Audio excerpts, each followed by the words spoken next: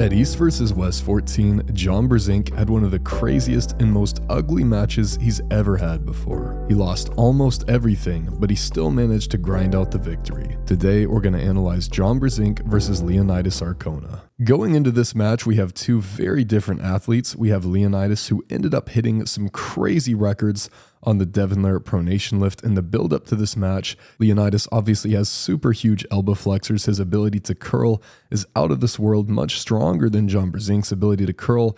But of course, Leonidas is transitioning from a different sport. He's much newer to the sport. He doesn't have the years and years of conditioning like John Brzenk does.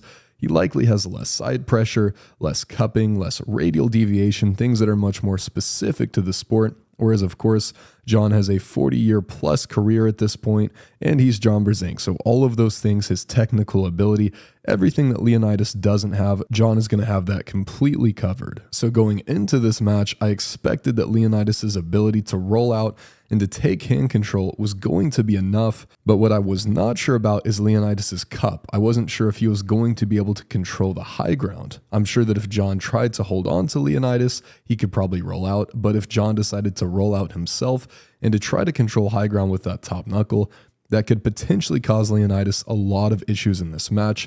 And that's exactly what we saw happen. Right off the go, we see that Leonidas has plenty of power to roll out and to attack John Brzenk's cup. He cracks that wrist back almost immediately. However, in the battle of who is holding on to who, we can see that John is putting a ton of up pressure, and pretty much right off the go already, Leonidas is applying down pressure. So immediately, John is the one that is not holding on. Leonidas is the one that is holding on. And you can see Leonidas' wrist is cracking back just like John Brzenk's is. So Leonidas has plenty of pronation, plenty of back pressure, plenty of elbow flexor. However, he doesn't have enough cup to match that. And he could protect this if he wanted to rise and go up over the top with that high knuckle posting top roll.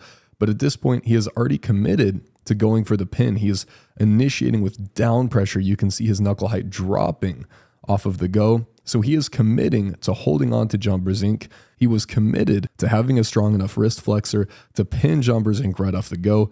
And obviously this was not the case. So we see him kind of coming back up. He realizes he's not going to be able to pin John, and he sort of comes back up and reorients a little bit, and he gives John a little bit of rope here. He's trying to figure out how to get his cut back. He's trying to figure out how to go over the top or some sort of different lane than the one he's using at the moment. And when he does this, he gives John Brzenk access to his cup once again. Now, this looks bad at first because we see John shoot forward and force the hook, but I think that this actually ended up working well for Leonidas, because Leonidas' biggest issue in this match was his cup. It wasn't really his pronation and his back pressure. So he gives John access to attack his bicep, to attack his elbow flexor, his pronator, but I don't think that he really cares about that. I think what he really cared about was getting his cup back, and because John supinated when he forces this hook, Leonidas does in fact get his cut back. So I think he's actually in a better position than he was a second ago. I think that as the match went on, he probably would have been in a much worse position. He would have just lost more and more hand control as time went on. But this way, he has some sort of chance to do something. And we can see already that Leonidas has enough elbow flexor. He has enough back pressure and pronation to begin working through John's hand. And we see him trying to do regrips almost immediately. And the regrips at first are not doing a ton, but as time goes on, you're going to see him start to supinate. He's going to bring this right elbow forward. He's going to kind of look like he's pressing, like he's really trying to hook. And when he's doing this, he's causing slippage to occur in the match.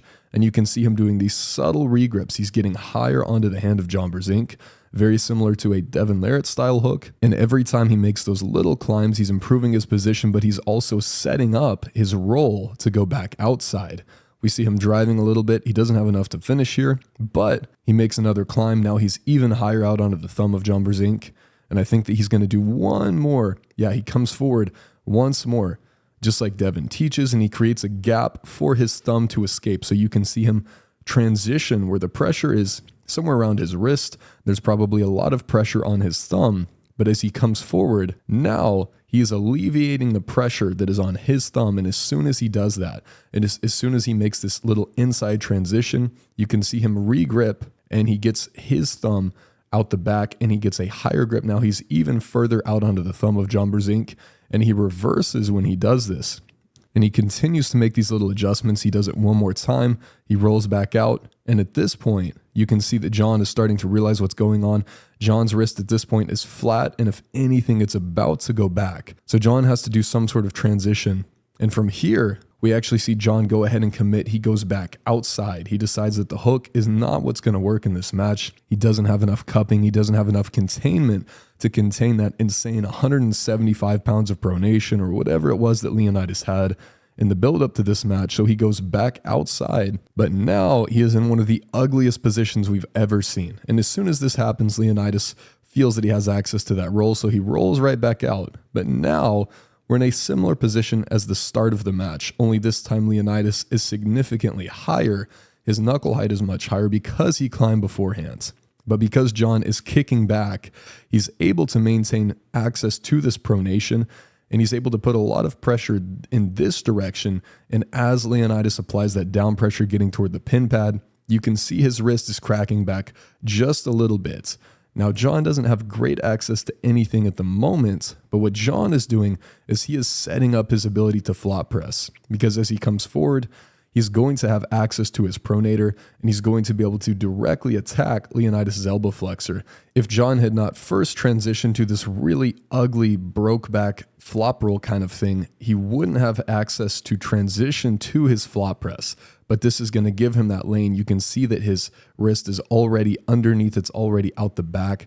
So as soon as he wants to, and we're going to see it in just a second here, he's going to be able to come up, jump behind his arm, and get a flop press.